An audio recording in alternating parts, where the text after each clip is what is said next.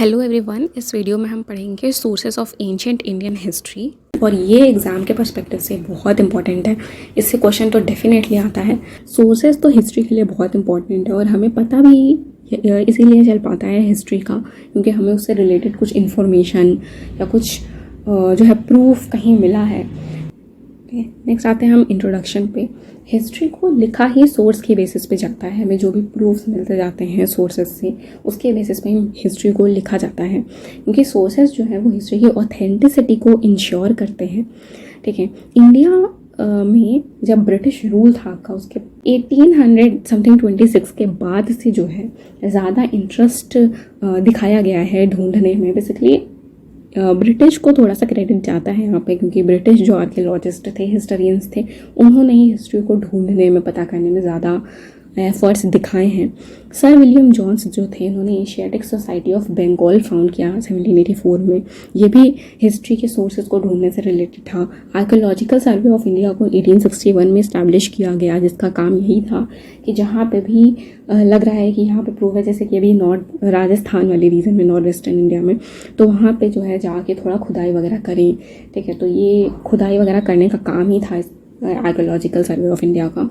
Next आता है कि इंडस वैली सिविलाइजेशन का जब हमें 1922 के आसपास पता चला कि अच्छा ऐसी कोई सिविलाइजेशन भी थी, उसके बाद से ज़्यादा इंटरेस्ट जागा लोगों का, हिस्टोरियंस का, कि इंडियन हिस्ट्री जो है वो ज़्यादा पुरानी है जितना लोग सोचते हैं उससे। ठीक है, उस टाइम पे लोग ज़्यादा नहीं सोचते, उनको लगता था कि कुछ साल पहले ही ऐसा हुआ होगा, बट इतने हज़ारों साल, लाखों साल पहले की हिस्ट्री हमारी, ये लोग नहीं मानते थे। ठीक है, नेक्स्ट आते हैं हम हिस्टोरिकल सोर्सेज के क्लासिफिकेशन में। अगर हम पूरा सोर्सेज को क्लासीफाई करें तो 3 तरीके के सोर्सेज होते हैं। एक तो लिटरेरी या रिटन सोर्स बोल सकते हैं हम।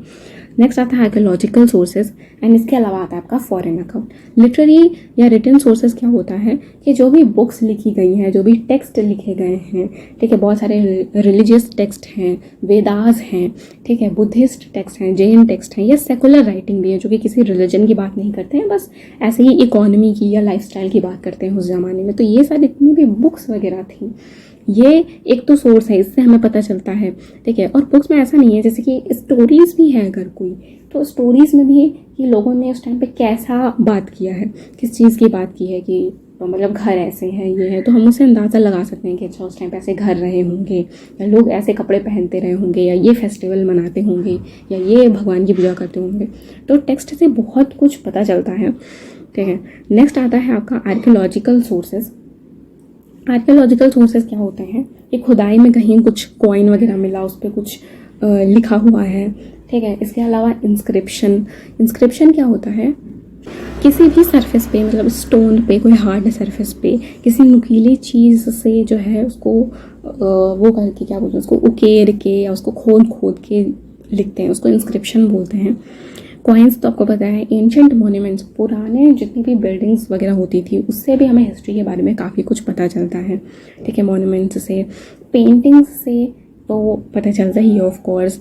ठीक है, और स्कल्पचर्स जो होते हैं, स्कल्पचर क्या होते हैं, छोटी छोटी जो मूर्तियाँ होती हैं, तो ये भी काफ़ी इंपॉर्टेंट है। जैसे इंडस वैली सिविलाइजेशन में काफ़ी सारी मूर्तियाँ मिली हैं, तो उसमें मूर्ति ने कुछ ज्वेलरी पहनी हुई है, या हाथ में कुछ लिया हुआ है, स्वॉर्ड वगैरह, या उसके साथ मूर्ति के साथ कोई जानवर की फ़ोटो भी बनी हुई है, तो हमें पता चलता है अच्छा ये जानवर उस टाइम पर रहा होगा, या ये वाले जानवर को इन्होंने पाला होगा, डोमेस्टिकेट किया होगा।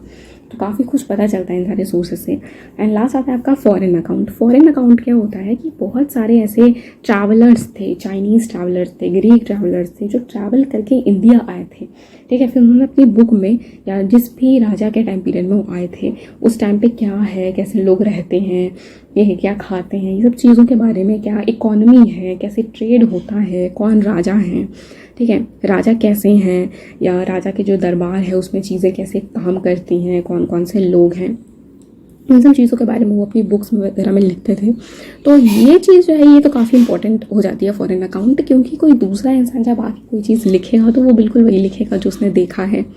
ठीक है, जो राजा खुद बुक लिखवाते थे वो तो काफ़ी कुछ चेंज कर देंगे अपने बारे में, बहुत बड़ा बड़ा बोल के लिखवा देंगे, लेकिन कोई फॉरेनर आके लिखेगा तो काफ़ी कुछ रियल लिखेगा, राइट।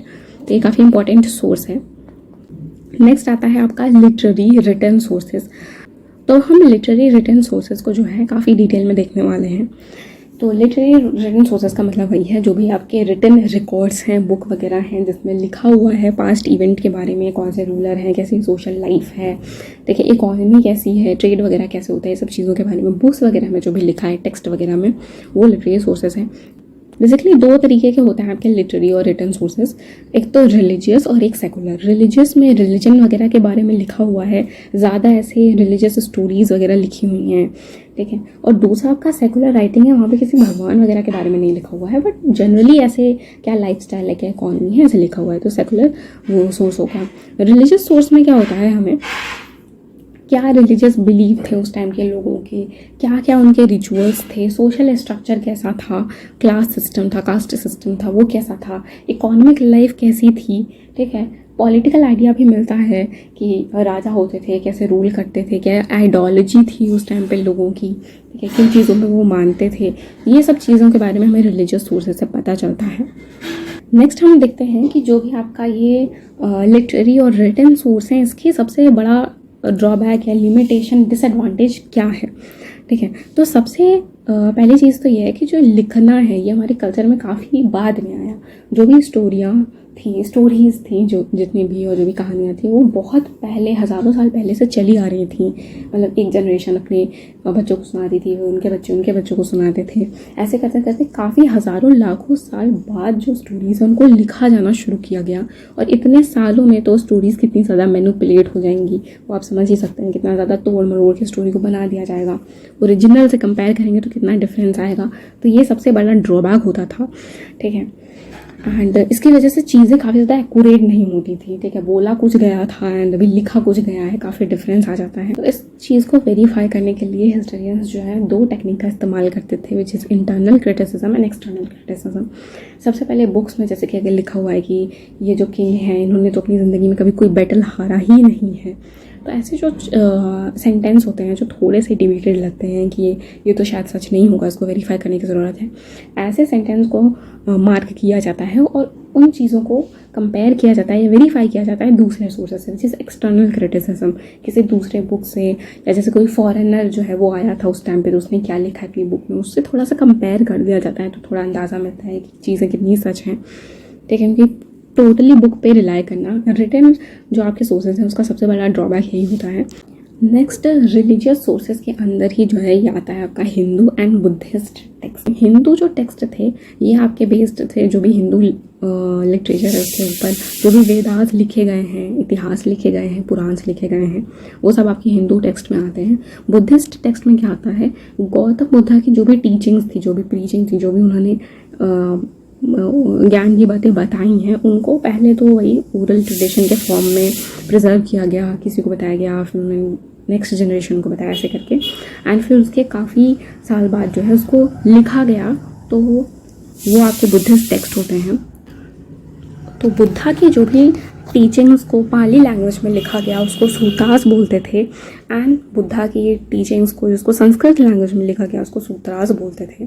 इसके अलावा जो भी मोनास्टिक डिसिप्लिन था, मोनास्टिक डिसिप्लिन का मतलब क्या है, जो भी बुद्धिस्ट मॉन्क वगैरह होते थे वो कौन से रूल्स एंड रेगुलेशन को फॉलो करते थे, कैसे बिहेव करते थे, क्या बात करते थे, उनकी जो भी आइडियोलॉजी थी वगैरह थी उसको विनय पिटका में लिखा गया।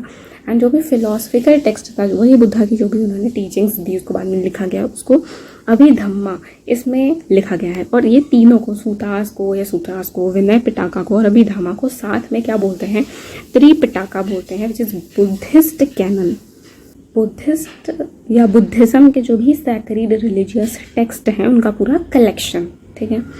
नेक्स्ट आते हैं हम जैन टेक्स्ट पे, ये भी रिलीजियस सोर्सेस का ही एक टाइप है, ठीक है। और जैन टेक्स्ट को दो कैटेगरीज में डिवाइड किया गया है, विच इज़ आगम लिटरेचर एंड नॉन आगम लिटरेचर। आगम लिटरेचर क्या था, जो भी लॉर्ड महावीरा की ओरिजिनल टीचिंग्स थी उसको रिटन फॉर्म में लिखा गया है, वो आगम लिटरेचर में लिखा गया, मतलब जो एकदम ओरिजिनल टीचिंग्स थी।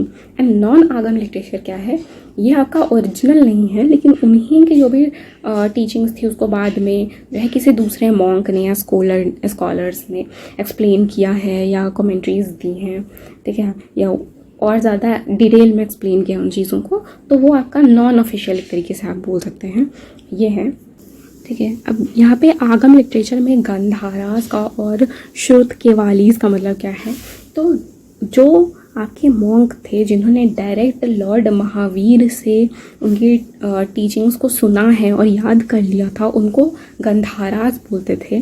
ठीक है, इन्होंने डायरेक्ट उनके एकदम मेन डिस्पिल या फॉलोअर्स बोलते हैं ना, एकदम चीफ डिस्पिल वो थे। उन्होंने डायरेक्ट सुना है, तो एकदम रियल जो ओरिजिनल टीचिंग्स हैं उनको लिखा है। शुद्ध केवालीस क्या थे, ये भी काफ़ी इम्पॉर्टेंट जैन मॉन्क्स होते थे। ठीक है, लेकिन ये वो नहीं थे जिन्होंने डायरेक्ट सुना है, मतलब हो सकता है इन्होंने गांधारा से इन्फॉर्मेशन ली हो, लेकिन काफ़ी ज़्यादा इंपॉर्टेंट थे ये भी। ठीक है, तो यहाँ पे हमारा जो लिटरेरी रिटन सोर्सेज था वो जाता है। नेक्स्ट हम आते हैं आर्कियोलॉजिकल सोर्सेज पे। आर्कियोलॉजिकल सोर्सेज जो है इसको सबसे ज़्यादा इंपॉर्टेंट सोर्स माना जाता है, क्योंकि ये डायरेक्ट आपको एविडेंस ही दे देता है कि ये लीजिए, ये जो है इस तरीके के घड़े इस्तेमाल होते थे पिछले ज़माने में, इस तरीके की मूर्तियाँ होती, तो आपको एकदम एविडेंस मिल जाता है कि ये तो सच ही होगा, फिर इसमें क्या झूठ है। ठीक है, तो आर्कियोलॉजिकल मतलब क्या होता है, जो भी मटेरियल रिमेन्स होते हैं पास्ट के, या लोग मर गए, जो भी सामान जो भी डिकम्पोज नहीं हुए रह गए, उनको हम बोलते हैं ये आर्कियोलॉजिकल सोर्सेज। ये जो है ये लिटरेरी सोर्सेज को वेरीफाई करने में मदद करते हैं। लिटरेरी सोर्सेज को मैंने बताया कि काफ़ी ज़्यादा वो मतलब उतना विश्वास नहीं किया जाता, उसको वेरीफाई करने की कोशिश की जाती है। तो उसको वेरीफाई कौन करता है, ये आर्कियोलॉजिकल सोर्सेज ही वेरीफाई करते हैं। ये सबसे ज़्यादा इंपॉर्टेंट सोर्स होते हैं। आर्कियोलॉजी जो है वो इंडिया में 200 साल पुरानी है। मैंने बताया अभी आपको 1826 में जो है ये आर्कियोलॉजी इंडिया में शुरू हुई। इसके पहले उतना कुछ खुदाई वगैरह नहीं करते थे। मोहनजोदारो, हड़प्पा, कालीबंगन, ये जो है ये सब आपके इंडस वैली सिविलाइजेशन की ही सिटीज़ के नाम हैं। तो यहाँ पे काफ़ी ज़्यादा एक्सकेवेशन हुआ है, चीज़ों को खोद के निकाला गया है, और उससे ही हमें काफ़ी प्रूफ मिला है कि इंडस वैली सिविलाइजेशन कैसी रही होगी। आर्कियोलॉजिकल सोर्सेज हमने देख लिया, अब हम देखते हैं आर्कियोलॉजिकल सोर्सेज के क्या क्या टाइप्स हैं। तो सबसे पहला इंस्क्रिप्शन आता है। इंस्क्रिप्शन यही है कि स्टोन्स में, पिलर्स में, या किसी भी मेटल की चीज़ पे, किसी हार्ड चीज़ पे जो है हम किसी नुकीली चीज़ से इंफॉर्मेशन को लिखते हैं, उसको इंस्क्रिप्शन बोलते हैं। ठीक है, इसके 2 एग्जाम्पल्स हैं आपके यहाँ पर, मैंने 2 लिखे हैं एग्जाम्पल्स। सबसे पहला है अशोकास इंस्क्रिप्शन। ये बहुत ही इम्पॉर्टेंट है, एग्ज़ाम में ज़रूर लिखिएगा इस पॉइंट को। ठीक है, इसमें क्या, ये आपका जो बगल में पिलर दिख रहा है ये आपका अशोका पिलर है, और इस पर जो है अशोका ने अपने टाइम पे क्या उनकी मोरल पॉलिसी होती थी। ठीक है, धम्मा किसको बोलते हैं, मोरल पॉलिसी को। ठीक है, और किस टाइम पे, उस टाइम पे उनका गवर्नेंस होता था, वो सब कुछ इस पिलर पे लिखा हुआ है। ठीक है, इसके अलावा इलाहाबाद में भी पिलर है जिसमें समुद्रगुप्त ने अपने पूरे अचीवमेंट्स को लिखा है कि उन्होंने कौन से वॉर लड़े हैं। ठीक है, उनकी क्या क्या अचीवमेंट्स हैं, उनके टाइम पे जो भी आपका गवर्नेंस था, कैसे होता था, राज्य पूरा कैसा था। ठीक है, तो ये इन सब चीज़ों पे जो है काफ़ी ज़्यादा इन्फॉर्मेशन मिल जाती है। बस ये है कि इसकी राइटिंग थोड़ी सी डिफरेंट रहती है, तो हिस्टोरियंस को बहुत मेहनत करनी पड़ती है इसको पढ़ने में। तो ये इंपॉर्टेंट हो गया। नेक्स्ट आपका जो टाइप है वो आता है मॉन्यूमेंट्स एंड आर्किटेक्चर। इससे भी हमें जो है काफ़ी कुछ पता चलता है हमारे पास्ट के बारे में, हमारे कल्चर के बारे में, सबसे इम्पोर्टेंट। ठीक है, यहाँ पे आप देख सकते हैं कैलाश टेम्पल है एलोरा का। ठीक है, एलोरा में है ये, और यहाँ पे ये जितनी भी ये एनिमल आपको शायद हाथी है ये दिख रहा है, बाकी पूरा है, ये पूरा एक सिंगल रॉक से काटा गया है। बहुत बड़ा सा चट्टान रहा होगा, एंड उसको पूरा काट काट के सब शेप दिया गया है। तो आप समझ सकते हैं कितना ज़्यादा इसमें मेहनत लगी होगी। एंड इससे आपको पता चलता है कि उस टाइम पे किस तरीके के घर हो सकते थे, या किस तरीके की डिज़ाइन ज़्यादा पॉपुलर थी, कौन से जानवर होते थे। ठीक है, क्या कल्चर था हमारा बेसिकली। ये है हमारे सेकेंड इमेज आप देख सकते हैं, रथास ऑफ महाबलीपुरम। ये भी क्या होता है आपका एक बड़ा सा रॉक स्ट्रक्चर, एंड उसको पूरा काट के ये डिज़ाइन बनाई गई है। नेक्स्ट है चैत्य और विहार। ये गुप्ता पीरियड के टाइम पे सबसे ज़्यादा पॉपुलर थे। चैत्य क्या होते हैं, जो भी बुद्धिस्ट मॉन्क होते हैं उनके लिए प्रेयर हॉल होते हैं जहाँ पे जाके प्रेयर करते हैं। और विहार क्या होते हैं, बुद्धिस्ट मॉन्क के रेसिडेंशियल केव जहाँ पे वो रहते हैं। ठीक है, तो ये हमें बेसिकली मॉन्यूमेंट्स एंड आर्किटेक्चर से हमें पता चलता है कि उस टाइम पे हमारा आर्ट एंड कल्चर कैसा था। नेक्स्ट आता है आपका type which is paintings and material remains. Paintings जो है वो काफ़ी इंपॉर्टेंट है।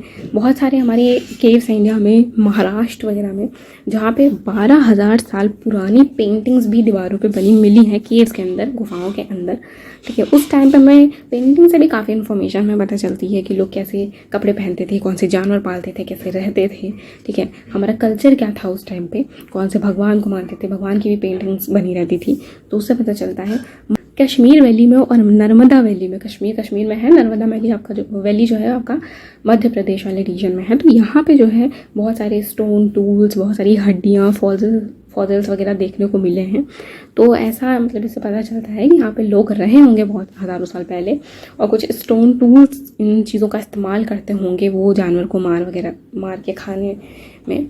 और ये सब चीज़ें जो हैं वो ऑलमोस्ट 20 लाख साल पुरानी हैं। तो समझ सकते हैं कितना पुराना कल्चर है हमारा। लास्ट में जो आपका टाइप था हमने देखा था वो था फॉरेन अकाउंट। तो फॉरेन अकाउंट वही है कि जो भी फॉरेनर्स जो हैं वो आते हैं और अपनी बुक्स वगैरह में लिखते हैं हमारी कंट्री के बारे में, या किसी एम्पायर में आए तो उस एम्पायर के बारे में, एम्परर के बारे में कि ये राजा कैसा था, उसका किंगडम कैसा था, वो लिखते हैं। उससे काफ़ी इन्फॉर्मेशन मिलती है हमें अपनी सोसाइटी के बारे में, और काफ़ी रियल इन्फॉर्मेशन मिलती है क्योंकि वो किसी थर्ड पर्सन ने लिखी है। ठीक है, इसके काफ़ी एग्जाम्पल हैं आपके। सबसे पहला एक है मेगास्थीन्स, ये काफ़ी इंपॉर्टेंट है। ग्रीक ये थे आपके विजिटर, एंड इन्होंने बुक लिखी है इंडिका। ये जो है चंद्रगुप्त मौर्य के कोर्ट में आए थे और अपनी बुक इंडिका में इन्होंने चंद्रगुप्त मौर्य के टाइम पे हमारी इंडियन सोसाइटी कैसी थी, उनका एडमिनिस्ट्रेशन कैसा था, गवर्नेंस कैसा था, ये सब लिखा हुआ है। याद कर लीजिएगा प्लीज़, ये काफ़ी इंपॉर्टेंट है। नेक्स्ट आता है अल बिरूनी, ये अरब आपके विजिटर थे, एंड इन्होंने बुक लिखी है किताब उल हिंद। ठीक है, इसमें इन्होंने इंडियन कल्चर के बारे में काफ़ी बताया है। नेक्स्ट एग्जाम्पल है इब्न बतूता, ये भी अरब के थे और इन्होंने बुक लिखी है रिहलाह। ठीक है, इन्होंने पूरा कैसा आए, इन्होंने क्या क्या देखा वो सब लिखा अपनी बुक में। एंड फाहीम ये एक चाइनीज़ ट्रैवलर थे, एंड इन्होंने जो है बेसिकली बुद्धिस्ट किंगडम्स वगैरह को देखा, रिकॉर्ड किया। चंद्रगुप्त सेकंड की रीन में यहाँ आए थे और किस तरीके से बुद्धिस्ट रहते हैं, क्या करते हैं, बेसिकली उसके बारे में इन्होंने लिखा है। एंड चाइना में आज बुद्धिस्ट रिलीजन को काफ़ी माना भी जाता है। नेक्स्ट एक सोर्स आपका है न्यूमिस्मैटिक एविडेंस। ये काफ़ी इंपॉर्टेंट टर्म है, एग्जाम में काफ़ी बार पूछा गया है। ठीक है, ये इसका मतलब क्या होता है, न्यूमिस्मैटिक क्या होता है, सिक्कों का स्टडी करना। ठीक है, स्टडी ऑफ कॉइन्स को न्यूमिस्मैटिक बोलते हैं। बेसिकली सिक्कों से भी काफ़ी ज़्यादा इन्फॉर्मेशन पता चलती है हमें अपने पास्ट के बारे में। सिक्कों पे जो है राजा अपनी फ़ोटो पंच करवा देते थे कई बार। ठीक है, कौन से ईयर में बना है। ठीक है, इसके अलावा जानवर वगैरह की भी फ़ोटो कई बार होती थी, तो हमें उससे पता चल जाता था कि कौन सा जानवर उस टाइम पे था। ठीक है, तो ये सारी इन्फॉर्मेशन हमें कॉइन्स से मिलती है। ये जो है इंस्क्रिप्शन के बाद सेकेंड मोस्ट इम्पॉर्टेंट सोर्स माना जाता है कॉइन्स को। एंड जो सबसे अर्लीस्ट कॉइन्स इंडिया में होते थे उसको पंच मार्क्ड कॉइन्स बोलते थे। बेसिकली क्या होता था कि कोई मेटल का टुकड़ा लेके एंड कोई दूसरे सांचे में, मतलब जो भी राजा वगैरह का बनवा के फ़ोटो वगैरह, एंड उसको कॉइन को ऐसे पंच करते थे। ठीक है, तो वो जो कॉइन होते थे वो काफ़ी इरेगुलर शेप के होते थे। ठीक है, और उसमें जो डिज़ाइंस है वो भी उतनी परफेक्ट नहीं होती थी। एंड प्राइमरली ये सिल्वर और कॉपर के बनते थे। कोई राजा बहुत ज़्यादा, कोई किंगडम अगर अमीर था तो उस टाइम पे गोल्ड कॉइन्स चलते थे, लेकिन ये काफ़ी रेयर थे। ठीक है, प्राइमरली सिल्वर और कॉपर कॉइन्स का ही इस्तेमाल किया जाता था। So that is it for today guys. Thank you so much for watching.